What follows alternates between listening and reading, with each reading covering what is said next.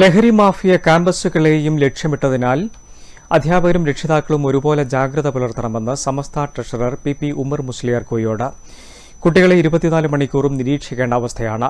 Social മീഡിയയിൽ അടിമകളാകുന്ന സാഹചര്യവും നാം കാണണമെന്നും അദ്ദേഹം പറഞ്ഞു. വളപട്ടണത്ത് നടന്ന SKJM കണ്ണൂർ ജില്ലാ സ്വദർ സംഗമം ഉദ്ഘാടനം ചെയ്യുകയായിരുന്നു സമസ്ത ട്രഷറർ.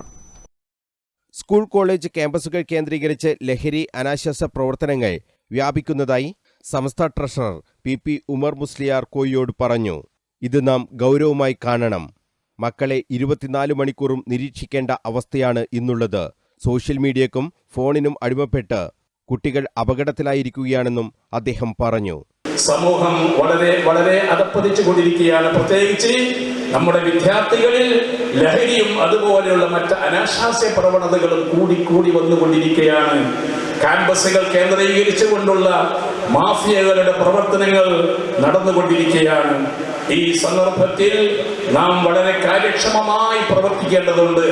നമ്മുടെ മക്കളെ സംബന്ധിച്ചുള്ള വലിയ ബോധം നമുക്ക് ഉണ്ടായിത്തീരേണ്ടതായിട്ടുണ്ട്. 24 മണിക്കൂറും നിരീക്ഷിക്കേണ്ടുന്ന ഒരവസ്ഥയിലേക്കാണ് ഇന്നെത്തിപ്പെട്ടിക്കൊണ്ടിരിക്കുന്നത്. ഈ സോഷ്യൽ മീഡിയയിലൂടെയും അതുപോലെ തന്നെ ഫോണിലൂടെയും അവർ അടിമപ്പെട്ടുകൊണ്ട് അവരുടെ ജീവിതം വളരെ അപകടത്തിലേക്ക് എത്തിക്കപ്പെടുന്ന രൂപത്തിലുള്ള ഒരുപാട് നീക്കങ്ങളാണ് ഇന്ന് കണ്ടുകൊണ്ടിരിക്കുന്നത്. ഈ സന്ദർഭത്തിൽ ഉത്തരവാദപ്പെട്ട ബഹുമാനപ്പെട്ട ഉസ്താദുമാർ, ആ ഉസ്താദുമാരെ നമ്മുടെ മക്കളെ ഏൽപ്പിച്ചിരിക്കുന്നത് അവരുടെ ധാർമ്മിക വളർച്ചയ്ക്കും ഉയർച്ചയ്ക്കും വേണ്ടി തന്നെയാണ് എന്ന കാര്യത്തിൽ സംശയമില്ല. SKJM കണ്ണൂർ ജില്ലാ കമ്മിറ്റി വളപട്ടണം റിഫ്ത ഓഡിറ്റോറിയത്തിൽ സംഘടിപ്പിച്ച സ്വദർ സംഗമം ഉദ്ഘാടനം ചെയ്ത് സംസാരിക്കുകയായിരുന്നു പി ഉമർ മുസ്ലിയാർ കോയോട്.